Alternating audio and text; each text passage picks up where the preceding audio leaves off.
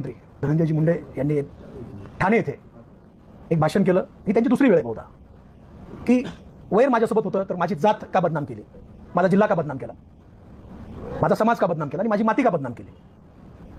आपल्या माध्यमातून धनंजय मुंडे साहेबांना मला काही प्रश्न विचारायचे आहेत. त्या प्रश्नाची उत्तरं ते देतील. ही जी जात, माती आणि जिल्हा या तीन गोष्टींना घेऊन तुम्ही चालताय. जात, माती आणि जिल्हा बदनाम केल्याचं तुम्ही वारंवार सांगताय. धनंजयजी मुंडे साहेब, माझे तुम्हाला काही प्रश्न आहेत. ही जी जात बदनाम झाली म्हणताय, माझ्या जातीला बदनाम केलं असं म्हणताय, त्या जातीबद्दलचे काही प्रश्न मी तुम्हाला विचारणार आहे. तुम्ही आणि तुमचा अत्यंत लाडका, तुमचं सर्व काम पाहणारा वाल्मिक कराड, तुम्ही अनेक वंजारी समाजातील कुटुंब देशोधडीला लावलेले आहेत. अनेक वंजारी समाजातील लोक हे तुम्ही संपवलेले आहेत. त्यातलं सगळ्यात पहिलं प्रकरण हे स्वर्गीय महादेवभाऊ मुंडे यांचं परळीतलं प्रकरण आहे.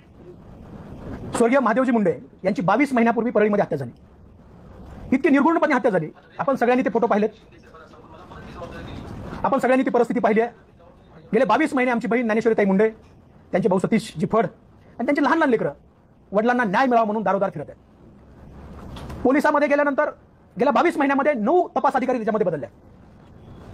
अजूनही त्या प्रकरणामध्ये ज्ञानेश्वरीताई मुंडेचा साधा जॉब सुद्धा पोलिसांनी घेतलेला नाही. म्हणजे ज्याच्या घरचा करता पुरुष गेलाय त्यांचा जॉब सुद्धा पोलीस घ्यायला तयार नाहीत. पोलिसांना आम्ही अनेक वेळेला विनंती केली की या प्रकरणामध्ये तुम्ही आरोपींना अटक करा. तर पोलीस सांगायचे की आम्हाला याच्यामध्ये ठोस असं काही मिळत नाही. वाल्मिक कराड सोबत 24 तास असलेले बाळा बांगर कॅमेऱ्यासमोर आले आणि त्यांनी वाल्मिक कराड, श्री कराड आणि सिरियल किलर गोत्या गीते यांनी महादेवभाऊ मुंडेची त्यांच्या समोर हत्या केल्याचं मीडियाला सांगितलं. त्याच्यानंतर जे फोटो आले त्या फोटोमध्ये महादेवभाऊच्या गळ्यावरती एक जखम आहे आणि त्या जखमेचा एक पार्ट तिथून गायब झाल्याचं आपल्याला स्पष्टपणे दिसत आहे. आमच्या वाटेला आल्यानंतर आम्ही लोकांचे काय हाल करतो हे दाखवण्यासाठी वाल्मिक कराड हा तो मासाचा तुकडा खिशामध्ये घेऊन फिरत होता. अनेक वेळेला प्रश्न विचारले जातात की बाळा बांगर आजच का बोलला, बाळा बांगर एवढे दिवस कुठे होता. तर बाळा बांगर आज नाही बोलला. बाळा बांगर हा वाल्मिक कराडच्या सोबत असल्यापासून बोलतोय.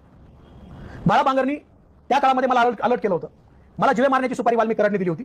ज्या व्यक्तीला सुपारी दिली त्याच्यावर आता त्यांनी एक मोक्याची केस केली, तो बाहेर आहे. जेव्हा वेळ येईल त्या व्यक्तीला मी समोर आणीन की शिवराज बांगरचा मर्डर केला नाही म्हणून त्या लोकांवरती सुद्धा मोक्याची कारवाई केलेली आहे. आणि गोष्ट मला बाळा बांगरने सांगितली होती.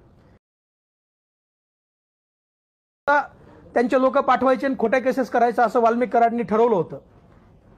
मग महादेवभाऊ मुंडेची हत्या झाल्यानंतर गेल्या 22 महिन्यामध्ये तुम्हाला 400 मीटरवर असलेलं महादेव मुंडेचं घर का दिसत नाही. महादेव मुंडे वंजारी समाजाचे नाहीत, ते जातीचे नाहीत. आणि मग महादेव मुंडेची हत्या झालेली असताना हे कुटुंब अनेक वेळेला तुमच्याकडे आलंय, अनेक वेळेला तुम्हाला विनंती केली आहे की साहेब या प्रकरणामध्ये आम्हाला न्याय द्या. तुम्ही साधी भेट घेण्याचं सौजन्य दाखवत नाहीत आणि माझी जात बदनाम झाली. महादेव मुंडेची हत्या करणारे सुद्धा तुमच्या बगलेत बसणारे आणि तुमच्या शेजारी बसणारे वाल्मिक कराडचा मुलगा गोट्या गीते ही लोक आहेत असं बाळा बांगर यांनी सांगितलं. गोट्या गीते ही लोक आहेत असं बाळा बांगर यांनी सांगितलं. दुसरी घटना, आम्ही ज्या ज्या वेळेला महादेव मुंडेंचा विषय काढतो त्या वेळेला आम्हाला प्रत्येक वेळेला विचारलं जातं की बापू आंधळेंचं काय झालं. बापू आंधळेबद्दल तुम्ही बोलणार नाहीत का. बापू आंधळे तुमच्या जातीचा नाही का. होय, बापू आंधळे सुद्धा माझ्याच जातीचा. बापू आंधळेची हत्या झाली. बापू आंधळेची हत्या होण्याच्या अगोदर ज्यावेळेला महादेव मुंडेंची हत्या झाली, ही गोष्ट नोटीस करा की महादेव मुंडेच्या हत्येमध्ये सुद्धा बबनभाऊ गीतेचं आणि राजाभाऊ फड यांचं नाव घेण्यासाठी त्या कुटुंबावरती पोलिसांनी आणि तिथल्या स्थानिक नेत्यांनी दबाव दिला होता. आपण पीआय सानप यांचे कॉल रेकॉर्ड तपासले पाहिजेत. पीआय सानप यांना याच्यामध्ये त्यांची सुद्धा चौकशी झाली पाहिजे की हा नेमका खून कुणी केलाय, याच्यामध्ये आरोपी कोण आहेत. गेले 22 महिने परळीमध्ये आरोपी सापडत नाहीत. परळी म्हणजे काय बिहार आहे की पाकिस्तान आहे. त्याच्यानंतर बापू आंधळेचा जो एक खून झाला, बापू आंधळे त्यातला गोट्या गीते, सोमनाथ सलगरे ही लोक 6 वाजता महादेव गीतेच्या घरी आली.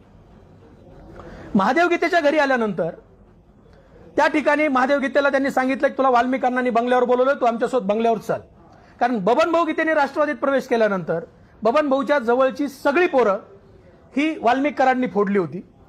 ज्या दिवशी महादेव मुंडेंची हत्या झाली त्याच्या 3 दिवस अगोदर एकाच वेळेला अनेक बबनभाऊच्या कार्यकर्त्यावरती हल्ले झाले. त्याच्यामध्ये सहदेव सातबाई असेल, स्वप्नील पुजारी असेल, त्याच्यानंतर निहरकर असेल, त्याच्यानंतर साळुंके असेल. या लोकांचे हातपाय ह्या गोट्या गीते आणि ह्या गँगनी मोडलेले आहेत. पोलिसांनी साधी एनसी सुद्धा घेतली नाही.